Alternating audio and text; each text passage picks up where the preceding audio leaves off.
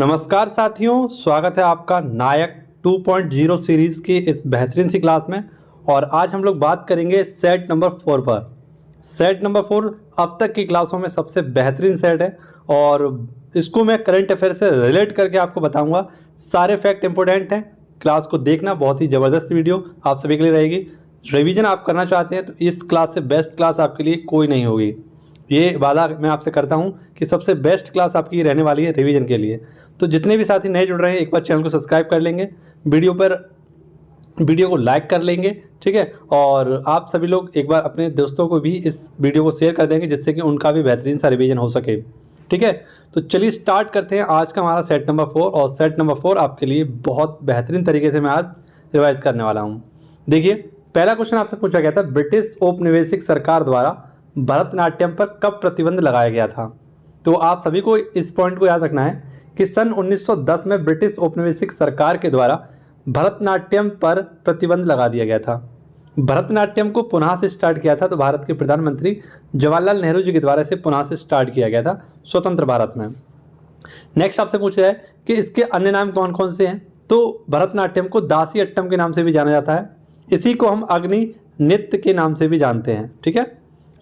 इसकी जो जानकारी है वो हमें कहाँ से मिलती है, तो एक बुक है जिसका नाम है शिल्पाधिकारम। और आप सभी को पता है ये दक्षिण भारत की बहुत ही फेमस एक बुक है जिसको इलांगो के द्वारा लिखा गया था। और एक पुस्तक है जिसका नाम है अभिनय दर्पण। इसमें इस नृत्य का क्या किया गया है, जिक्र किया गया है, जानकारी हमें मिलती है, जो कि नंदिकेश्वर के द्वारा अभिनय दर्पण आपका लिखा गया है। अब हम बात कर लेते हैं भरतनाट्यम पर। तो भरतनाट्यम जो एक नृत्य है आपका, ये मंदिर को समर्पित नृत्य है आपका। इसमें 6 चरण होते हैं। इसकी जो शुरुआत होती है वो आभरिपु एक चरण हिस्से होती है और इसका जो अंत होता है वो तिलन्ना नामक चरण से होता है आपका। इसमें मंदिरों के चित्र जो है आपके, मंदिर में चित्र चिदम्बरम, ठीक है, ये है आपका इससे संबंधित। जबकि इसका संबंध जो है वो देवदासी यानी देवताओं की दासी से संबंधित है। सबसे पुराना नृत्य है जो कि आपका भरतनाट्यम है। लगभग 2000 वर्ष पुराना नृत्य है आपका। धर्म की प्रस्तुतिकरण इसमें होती है। तो किस धर्म का प्रस्तुतिकरण होता है इसमें, तो शैव धर्म का। आप सभी को पता है शैव धर्म, शिव को मानने वालों को शैव धर्म कहा जाता है।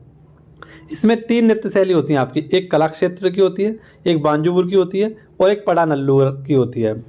पड़ानल्लूर जो है आपका, इसके प्रतिपादक जो थी वो कौन थी, तो मीनाक्षी सुंदर पिल्लई थी। इसकी प्रतिपादक कौन थी, तो मीनाक्षी सुंदर पिल्लई थी। अब आप सभी को पता है कुछ भारत में शास्त्रीय नृत्य हैं। शास्त्रीय नृत्य अगर हम देखें संस्कृति मंत्रालय के अनुसार कितने हैं आपके, 9 हैं। और वैसे आपके 8 हैं। देखिए, कथकली और मोहिनीअट्टम ये दोनों कहाँ के हैं, केरल के हैं। मणिपुरी आपका मणिपुर का है। सत्रिया असम का है। कथक उत्तर भारत का है, उत्तर प्रदेश का कह सकते हैं।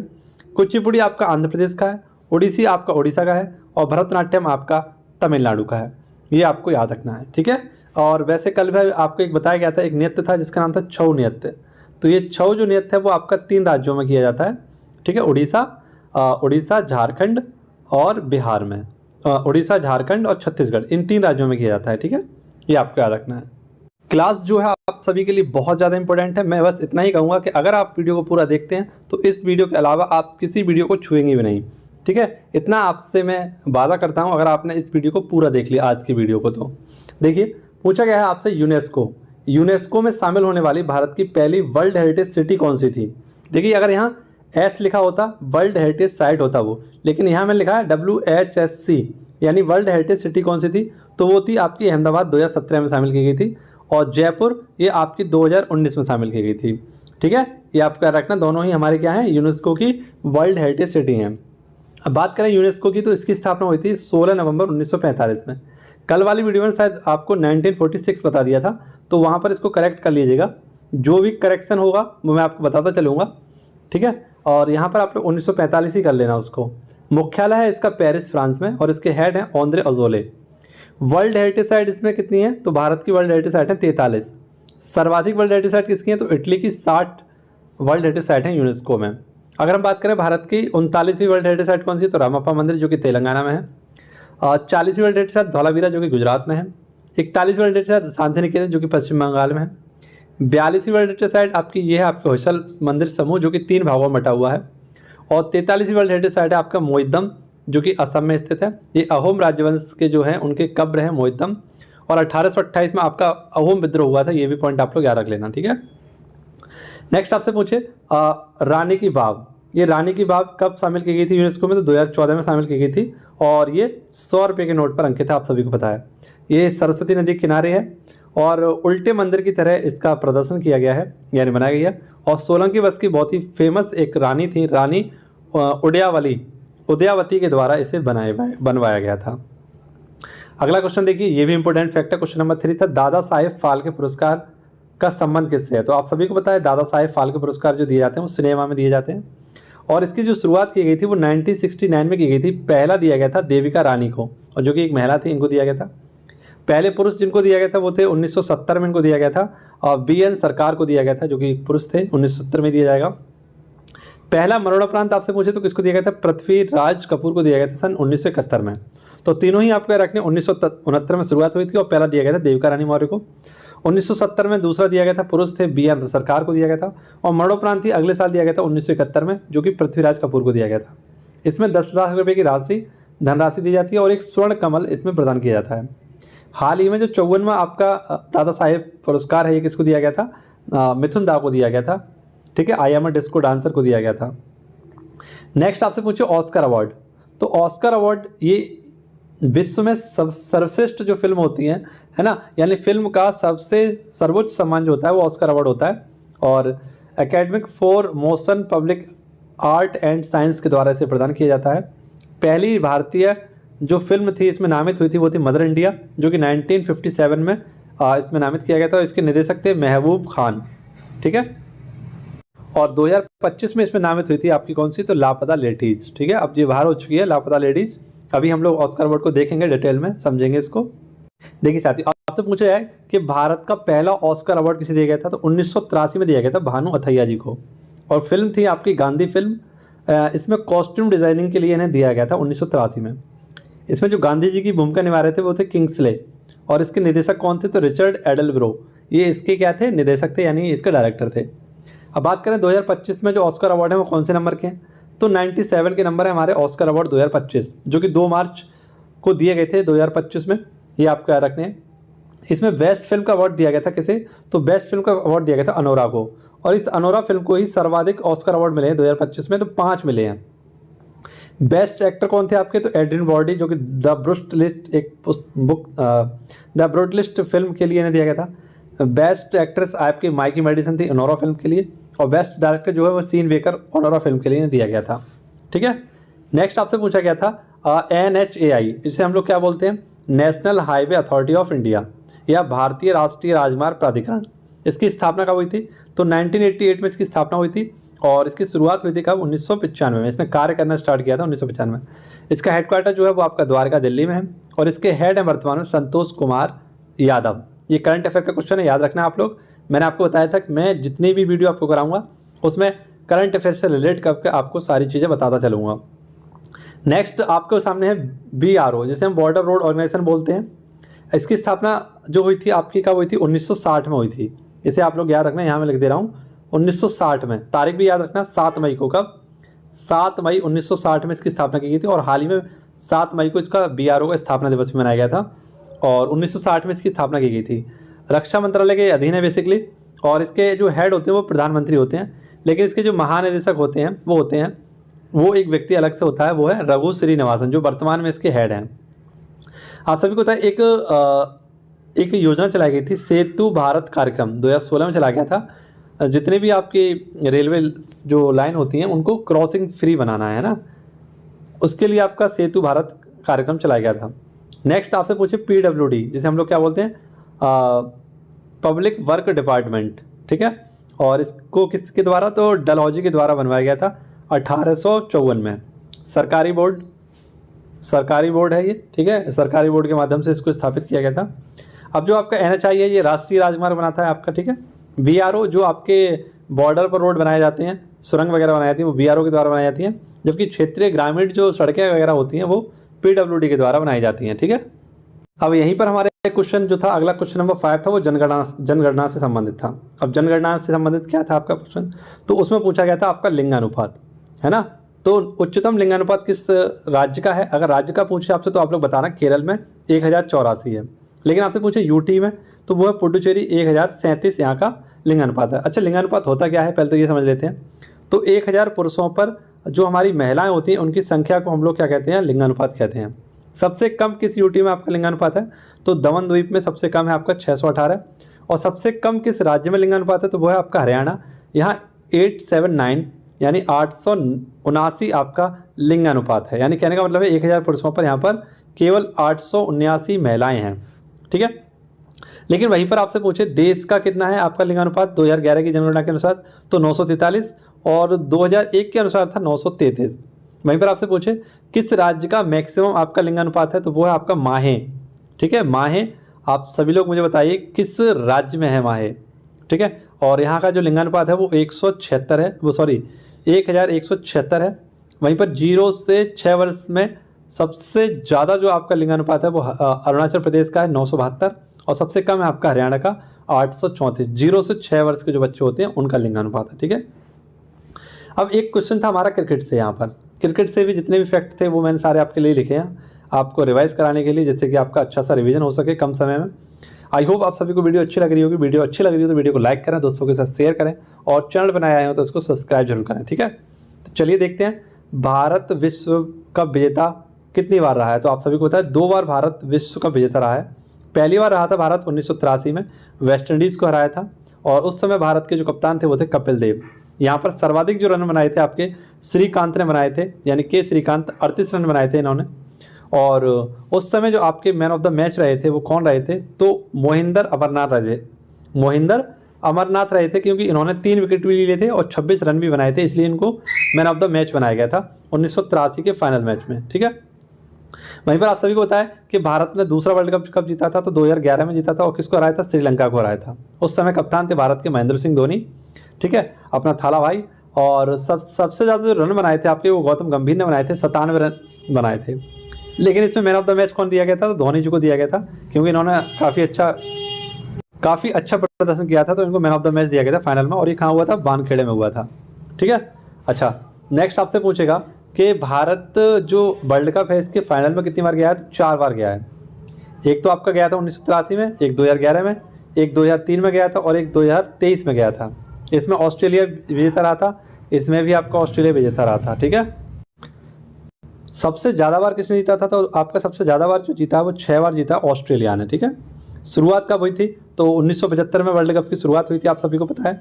और 1979 और आपका जो है ये है आपका 1979 और 1975 को, इन दोनों को किसने जीता था, वेस्ट इंडीज़ ने जीता था। 1983 भारत ने जीता था। अच्छा, जो वर्ल्ड कप है आपका इसमें सर्वाधिक शतक किसने लगाए हैं, तो रोहित शर्मा ने लगाए हैं। सर्वाधिक मैच कौन खेला है, तो पॉन्टिंग खोला है। और सबसे ज़्यादा जो रन बनाए हैं आपके वो सचिन तेंदुलकर के हैं, ठीक है। अब एक क्वेश्चन जो है आपसे मैं पूछना चाहूँगा जिसका आंसर आपको कमेंट बॉक्स में देना होगा कि जो आपका 2027 में वर्ल्ड कप होने वाला है ये किस देश में होने वाला है। इस बात का आंसर आप लोग कमेंट बॉक्स में देंगे। तो जितने भी क्रिकेट प्रिय हैं मेरे साथी वो तो सब लोग इसका आंसर जानते होंगे, लेकिन जिनको नहीं पता है वो ज़रूर बताएं एक बार, ठीक है। सर्च करें या कुछ भी करें, लेकिन इसका आंसर मुझे चाहिए कि 2027 में आपका वर्ल्ड कप कहाँ पर होने वाला है क्रिकेट का। जो हमारा क्वेश्चन नंबर 7 था ये हमारा एक बुक से संबंधित था, है ना। और बुक थी बलूता बुक। इसका ये आत्मकथा है और इसके लेखक कौन है, तो दया पवार। ऐसी एक बुक है आपकी पोस्ट बॉक्स 203, ये किसकी है, तो चित्रा मुंद्रल की है, ठीक है। अब संविधान से हमारा एक क्वेश्चन था और ये क्वेश्चन बहुत इंपॉर्टेंट है, इसमें बहुत सारे फैक्ट आपको देखने को मिलेंगे। और यहाँ से आपका करंट अफेयर यहाँ से आपके संविधान के मैं बहुत सारे इंपॉर्टेंट टॉपिक भी आपको कराने वाला हूँ, फुल टॉपिक कराने वाला हूँ, ठीक है। जैसे कि सबसे पहले आप लोग देखिए मौलिक अधिकार, ये प्रावधान है हमारे कुछ और कहाँ से लिए गए इनके बारे में हम लोग जानेंगे।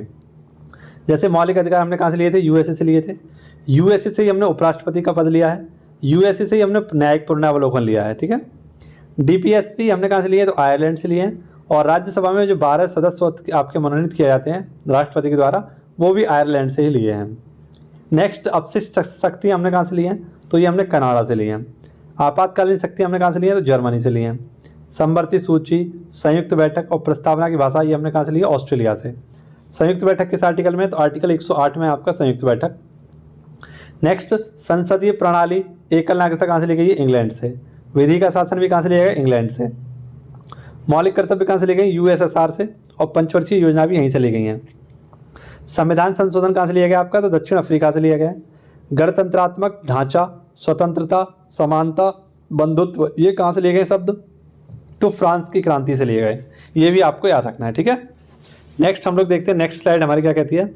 अगला जो हमारा क्वेश्चन था वो संबंधित था अनुसूचियों से। तो यहाँ पर हम लोग अनुसूचियाँ देखेंगे। हमारी 12 अनुसूचियाँ हैं। मूल संविधान में ये 8 थी और वर्तमान में आज हमारी 12 अनुसूचियाँ हैं। तो पहली अनुसूची इसमें संघ एवं उसका राज्य क्षेत्र है। दूसरी अनुसूची में प्रमुख पदाधिकारियों का वेतन और भत्ता है। तीसरी में आपकी शपथ, ठीक है, शपथ। चौथी में आपकी राज्यसभा में सीटों का आवंटन, अनुसूची 4 में है। 5 में हमारे जो जनजाति और जनजाति क्षेत्र हैं, है ना, इनके लिए क्या दिया है, क्षेत्रों के प्रशासन और नियंत्रण संबंधित ये आपकी अनुसूची है, प्रावधान दिए गए हैं इसमें। छठी अनुसूची में असम, त्रिपुरा, मेघालय और मिजोरम, ये इनकी जनजाति के प्रशासन से संबंधित है।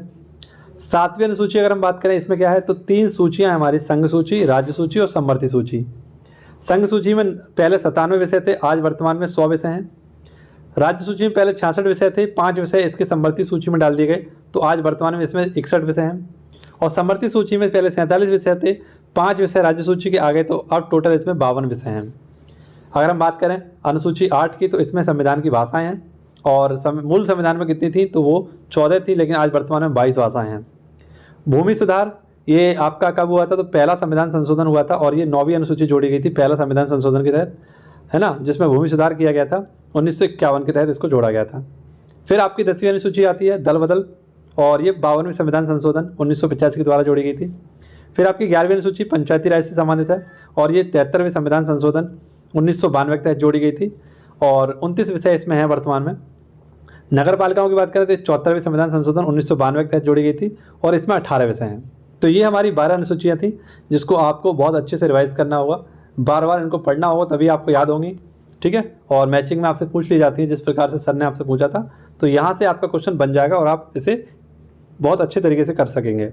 नेक्स्ट क्वेश्चन हमारा, इससे हमारे कुछ प्रमुख अनुच्छेद थे। जैसे आर्टिकल 1 में हमारा दिया गया भारत राज्यों का संघ है, India dash the union of states.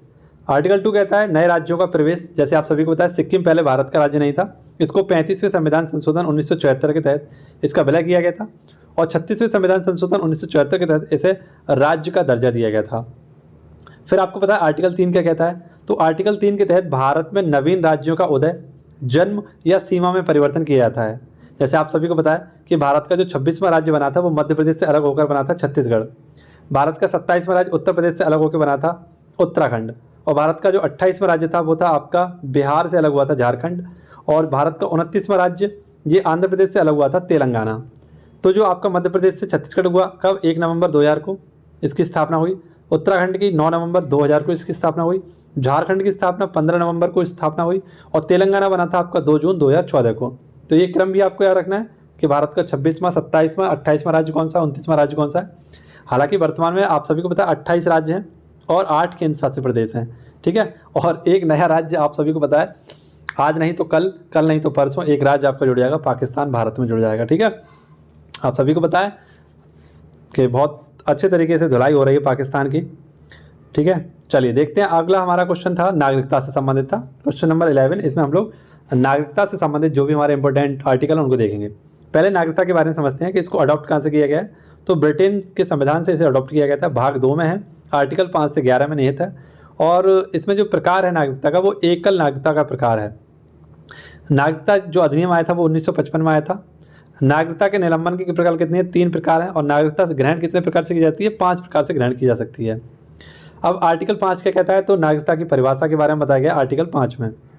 Article 6 Pakistan से इंडिया आए हुए लोगों के लिए प्रावधान है।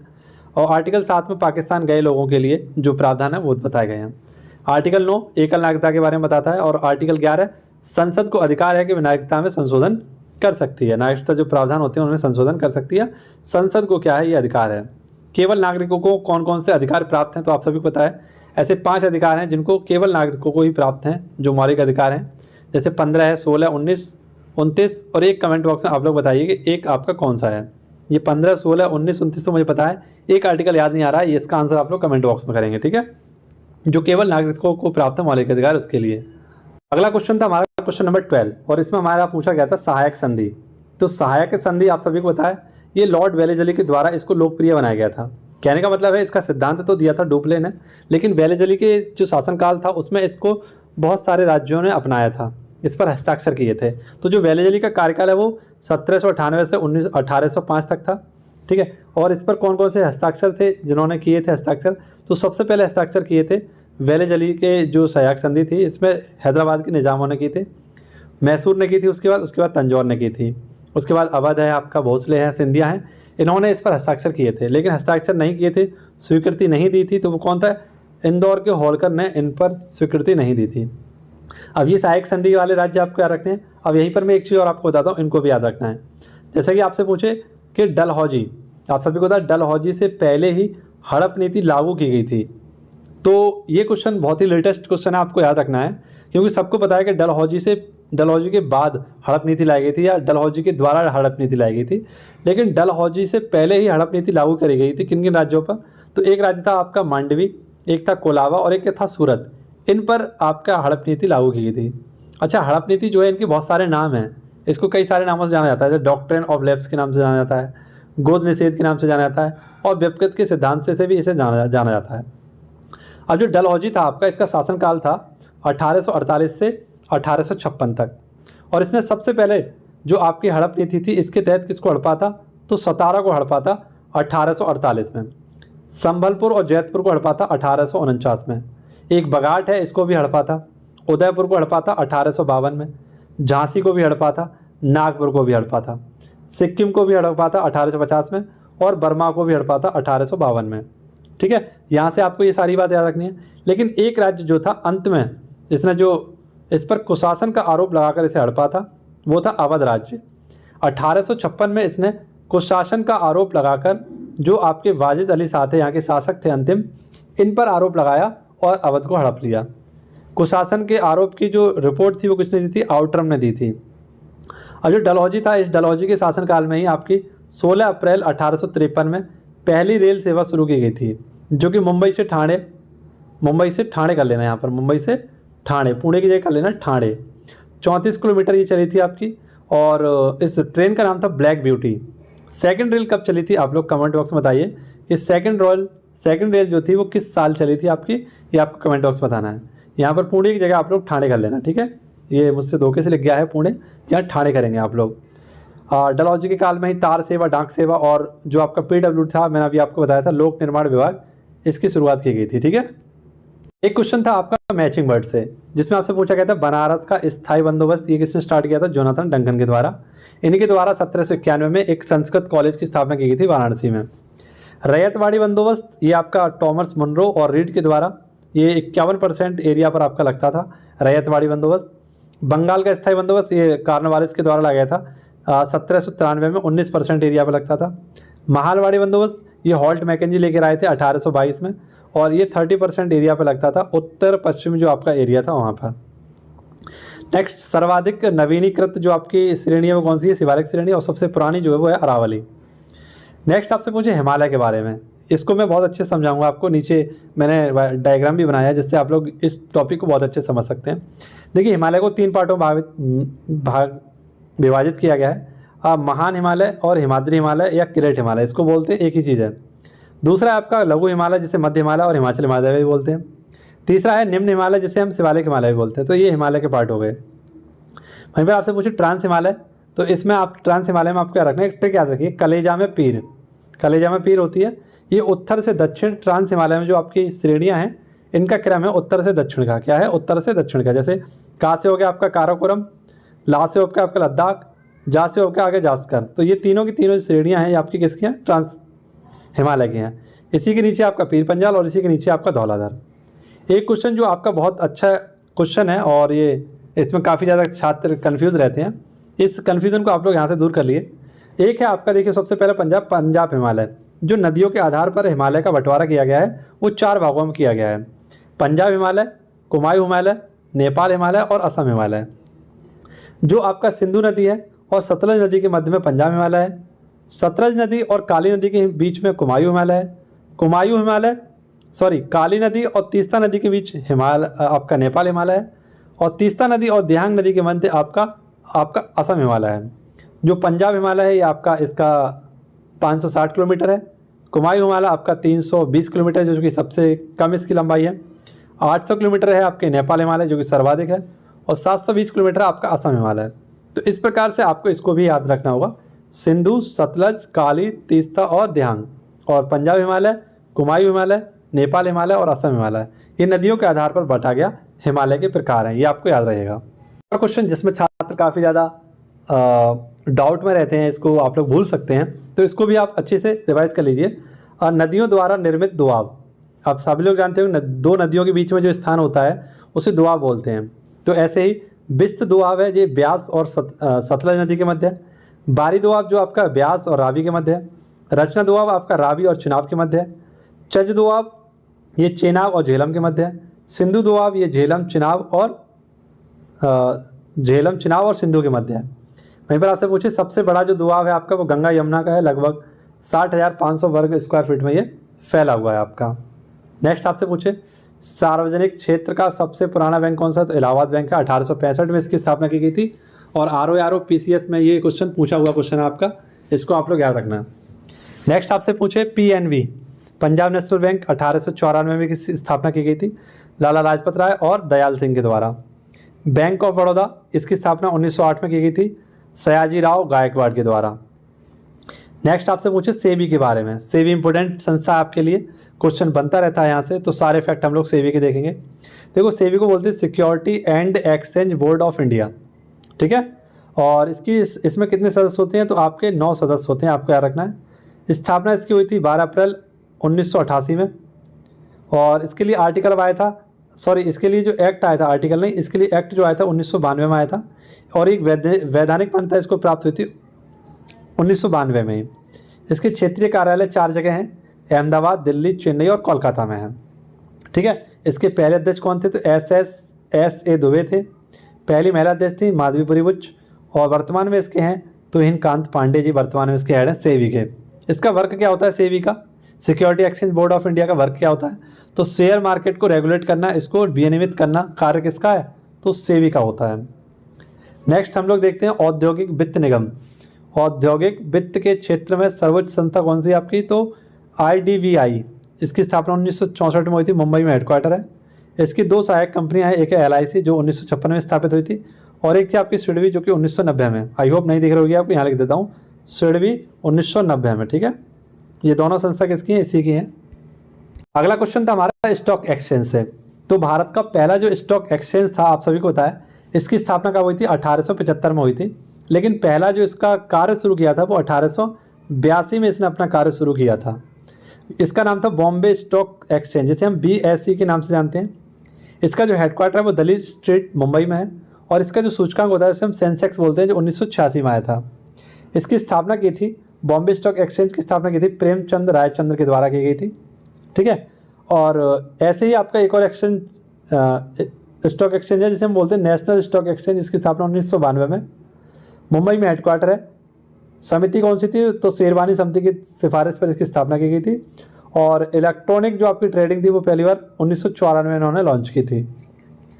ऐसे ही कुछ प्रमुख देश हैं जैसे इनके शेयर मार्केट हैं, जैसे निक जोन्स या जोन्स किसका है, तो वो आपका USA का है। इंग्लैंड का आपका लंदन स्टॉक एक्सचेंज है। जापान का आपका निक्की है।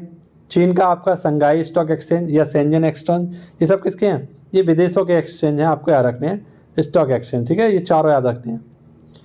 नेक्स्ट आपसे पूछेगा, क्वेश्चन पूछा गया था कि पेरिस्कोप ये किससे संबंधित है, तो पेरिस्कोप जो होता है आपका ये संबंधित होता है पनडुब्बी के नीचे जो होती है और समुद्र के ऊपर सतह पर देखने के लिए। पायरोस्कोप ये सबसे ज़्यादा तापमान नापने के लिए होता है पायरोस्कोप। ऑडोमीटर जो होता है आपका गाड़ी की दूरी नापने के लिए होता है। और एपिडियोस्कोप ये आपका चित्रों का प्रक्षेपण करता है। ऐसे आपसे पूछे सोनार, इसकी फुल फॉर्म क्या है, तो साउंड नेविगेशन एंड ट्रेसिंग इसकी फुल फॉर्म है। एनीमोमीटर ये वायु की गति को नापता है। टोकोमीटर ये वायुयान की गति को नापता है। फेदोमीटर ये गहराई नापता है समुद्र की। और हेलियोस्कोप ये सूर्य को देखने के लिए एक यंत्र बनाया गया है। अब आपके कुछ परिवर्तन थे, जैसे कि रासायनिक परिवर्तन के बारे में बताया गया था। जैसे रासायनिक परिवर्तन जो होता है आपका, ये शरीर में भोजन का पचना रासायनिक परिवर्तन है। दूध से दही बनना रासायनिक परिवर्तन है। लोहे में जंग लगना रासायनिक परिवर्तन है। ऐसे ऊर्ध्वपातन क्या होता है, तो ये ठोस से गैस में बदल जाता है डायरेक्ट, तो वो होता है, एक आपका होता है कपूर और एक होता है नौशादर, ठीक है। ऐसे ही आपसे पूछे निक्षेपण, ये गैस से ठोस में बदल जाता है, जैसे ठोस कार्बन डाइऑक्साइड। भौतिक परिवर्तन कौन कौन से होते हैं आपके, तो जैसे कांच का टूटना, बर्फ का पिघलना, ये सब क्या भौतिक परिवर्तन होते हैं आपके, ठीक है। अगला क्वेश्चन आपसे पूछे केवल पादप कोशिकाओं में क्या होता है, तो लवक, ठीक है। केवल किसमें होता है, पादप कोशिकाओं में होता है। ये 3 प्रकार के होते हैं, एक होता है हरित लवक, जैसे आपको सब लोग, इसमें होता है क्लोरोप्लास्ट, और इसमें ही आपका होता है क्लोरोफिल, जिसके कारण जो हमारी पत्तियां वो हरी दिखाई देती हैं, और ये किसके कारण, तो मैग्नीज के कारण। एक होता है अवर्डी लवक, ये रंगहीन होता है, जो पेड़ों के अंदर वगैरह होता है, पौधों में अंदर होता है। एक होता है वर्डी लवक, ये रंगीन होता है ना। पेड़ पौधों में जो आपके फूलों के रंग वगैरह होते हैं, ये इसी के कारण होते हैं। जैसे आपका टमाटर का रंग लाल क्यों होता है, तो लाइकोपिन के कारण।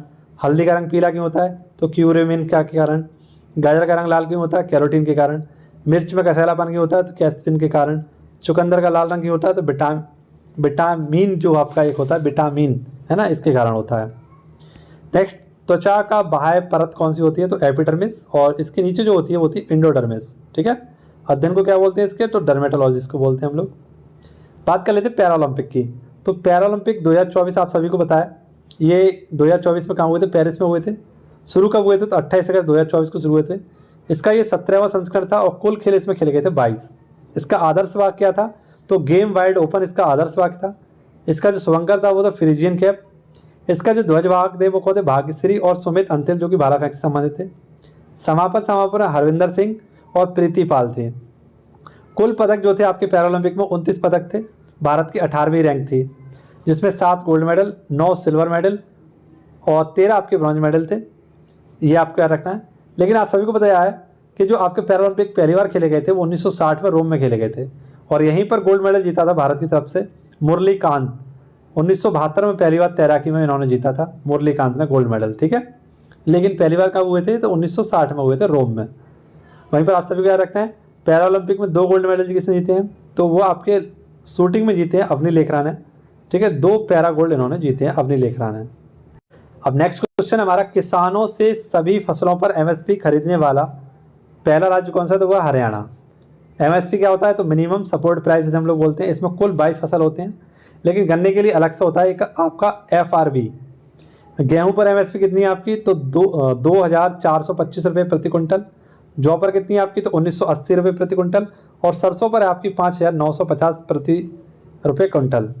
ये तय कौन करता है आपका एमएसपी, तो वो है कृषि लागत और मूल्य आयोग, जिसे हम CACP बोलते हैं। 1985 में इसकी स्थापना हुई थी। नेक्स्ट आपसे पूछे खो खो विश्व कप 2025 कौन जीता है, तो खो खो विश्व कप 2025 चाहे पुरुषों का हो चाहे महिलाओं का हो, दोनों किसने जीता है, भारत ने ही जीते हैं। पुरुषों में जो कैप मिली है वो प्रीतम को मिली है, और महिलाओं में प्रियंका इंगले को मिली है। अच्छा, खो खो में कितने खिलाड़ी होते हैं, 9 खिलाड़ी होते हैं, आप सबको पता है।